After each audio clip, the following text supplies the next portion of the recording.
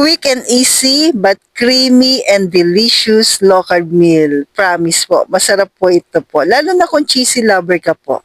So naglagay na po ako ng sibuyas at bawang.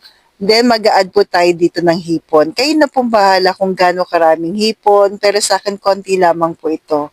For second meal. Yan. Hayaan lang natin siya magkulay orange. Kahit light lang po. Kasi pakukuluin pa naman natin to.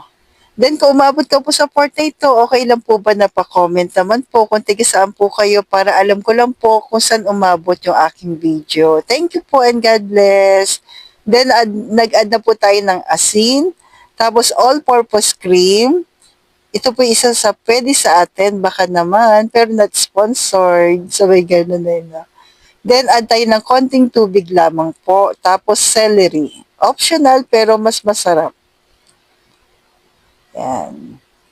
Kasi pagdating dito sa celery, marami pa rin tayong vitamins na makukuha po dito. Sabi, ganun no? Siyempre naman po. Yan.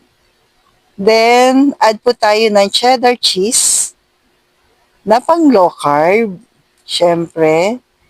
So, iwasan natin yung mga merong vegetable oil sa ingredients pagdating sa cheese.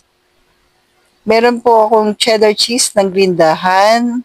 Pero pag naubusan po ako, pwede rin po itong mozzarella cheese din po ng Grindahan. Then pagkakulo, saglit lang po, mas okay sabay-sabay na natin i-add to. Kasi mas madali lang naman mag-melt yung cheddar tsaka yung mozzarella. Quail egg. Sabay ganun. Then boiled egg, add po tayo po. So para mas masarap, mas creamy. Pagkakulo, okay na po yan. So stay healthy, stay low carb.